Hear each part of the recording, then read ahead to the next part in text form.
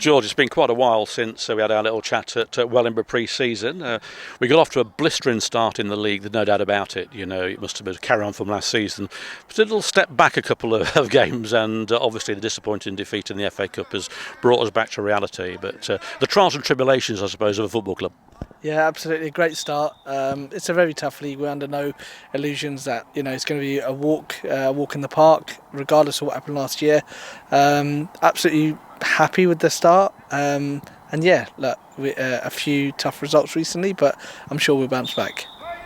Yeah, we've got a tough one obviously on Saturday against Bishop Stortford. They started very, very similar to us, in the same positions as us really, but there we have that.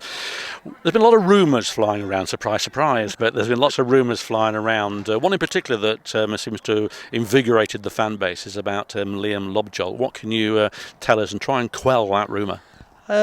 Just what I said yesterday on the radio. He's going through some really tough personal issues at the moment. He's tried to come back, he's tried to bounce back. He was meant to start against Harborough, and then just before kick-off he said, I'm not in the right frame of mind, so we put him on the bench. We knew it was the anniversary of his bereavement, and we also knew at that time it was the birthday of his bereaved as well. So yeah, we just got to be there to support him. So it's been a really, really tough period for him and also for the club as well, because of course we want him playing, but we're never going to push somebody who's going through what he's going through at the moment. Do you think he'll play for us again? I don't know. He needs to be happy. I know he's not happy at the moment, but that's obviously because of his personal stuff. But, last year he played at Bedford and he almost used that as a release. We're trying to almost get that out of him here as well, but only when he's ready. So I'd love to see him play again here at Kettering, but I'm not clairvoyant. Yeah, absolutely. So yeah, absolutely. He's on contract. We want him to be here. Of course, we want him to be here, but time will tell. Time will tell indeed. We're at training, as you can probably hear in the background. We've got a couple of players who are coming back from injury. It's nice to see Fataggio out there, and also Paul White is improving. A lot of the COVID people are back playing today. It was unfortunate to get all that for the FA Cup game, but the squad is going to develop. Players may be coming in. Yeah, definitely players coming in. I think we've always said, it's a tricky summer. Like, we went through a lot in the summer. We had a lot of departures, and even at this level where I thought it doesn't happen, it does happen. Manager goes, people leave, people want different challenges. It was an incredible effort last year. And if you think, I think we had 8 players who went upwards to step 2 at least. So it just goes to show you what we built last year. So we had to build it all again in the summer. Are we quite there yet? I think last year told you that we wasn't there, and we made improvements as the season go on, and of course we'll do exactly the same this year as well. So it's up to everybody to be part of a winning culture here, and we're not here to finish mid-table or anything like that. And if we want a winning team, or a promotion winning team, then we're going to need a very competitive changing room. One good thing is the attendances have kept quite high, but of course with that comes problems. We've seen other clubs as well as ourselves have racial problems. The one in particular, Hereford against Sporting Khalsa, was postponed because of abuse. It seems to happen more at Kettering games than usual. It must be a concerning feature, and how is the club dealing with it?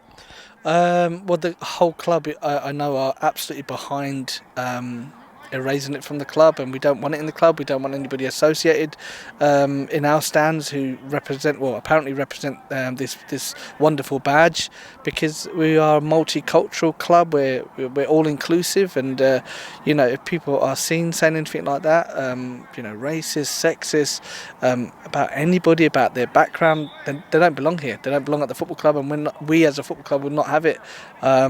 Since the Harborough game, it's been an incredibly mentally draining process, with working with the police, working with the cameras, working with the powers to be, to see if we could find the culprit. I spoke to the referee who was abused the other day, and he really appreciated the phone call. But we just want to be seen to be not condoning it whatsoever.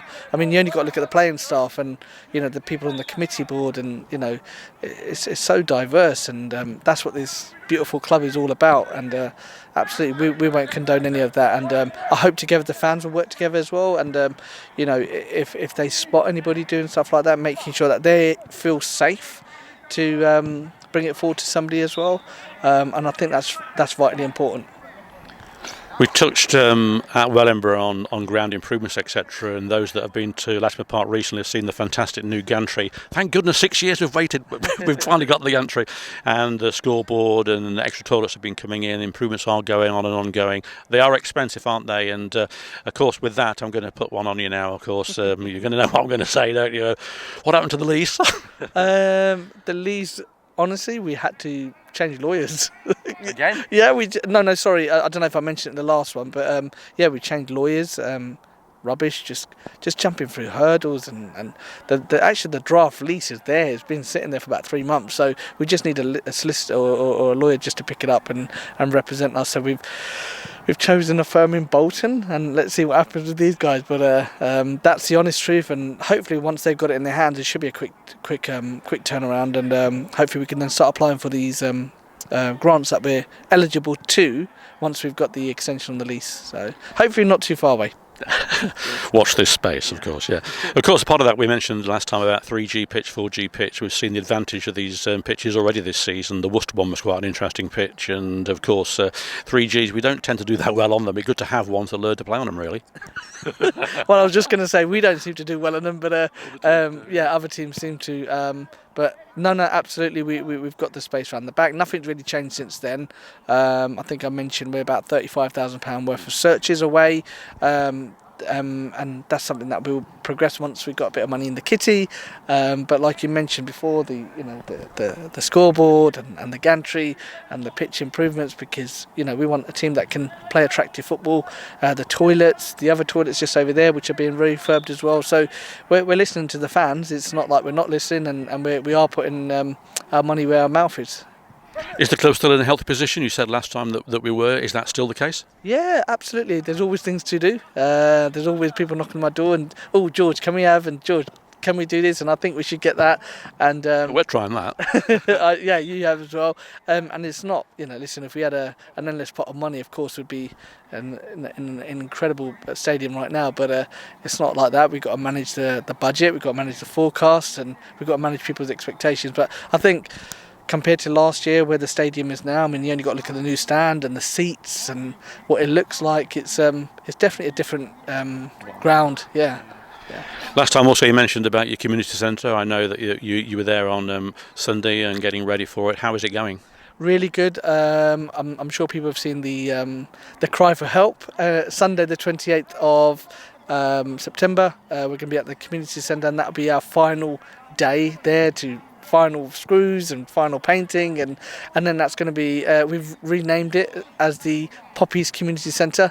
It's a very romantic story. It's on Britannia Road, but more importantly, Cookie, it's going to be an income stream for the football club, which we're no different to any football club up and down the country. We need different streams of income, and we've spent a lot of money to get that community centre up to where it is. So if you're free on the 28th, please pop down. We'd love to have you. Bring your garden clippers, bring your paintbrushes, bring your drills, and then fingers crossed, probably about 2 weeks after that, we'll have a grand opening. So really, really looking forward to that. I mentioned being a clairvoyant earlier in the piece here, but I know it's a difficult and a stupid question, but I'm going to ask you anyway. But how do you see the season panning out? 7 league games into it, not even a quarter of the way through it. But how do you see things going? Cookie, I'm so optimistic. We should have got promoted last year. The goal hasn't changed this year. I don't fear anybody in this league. There's some teams are spending a lot of money and they're setting the pace. Good luck to them. But we don't fear anybody. We know what we got to do. It's a marathon, and I think if ever there's a team who learnt that, it was us last year. That the league isn't one at Christmas. Not that we thought it was, but look how quickly things change after Christmas. So we understand it's a marathon. There's going to be some ups. There's going to be some downs. But as I've said before, the one thing that this club has is an unbelievable fan base, and we need you. We need that Latimer roar. We need that support home and away, because that's every club is envious of us, and we need to lean on that support. So, again, starting this Saturday, we need you. We need you. Come on this journey with us. We need you. Thanks, George. Yes, we are a scalp. Everyone wants to beat Kettering Town, and they're going to have to really fight hard to do that, aren't they? Yeah, absolutely. And you know what? People keep saying it to me, and I've got to keep reminding myself that it is People's Cup final. They want to play in front of big crowds. They want to. I don't know, I guess they're in a shop window. But, that's what this badge means, and everybody raises their game. And as I said before, we've got no divine right to get out this league, but I'm sure with the team that we've got, fingers crossed, injuries prevented and sickness prevented, we'll be a match for anybody on any given day. Thanks, George, for your time. Thank you. No problem at all. Thank you very much.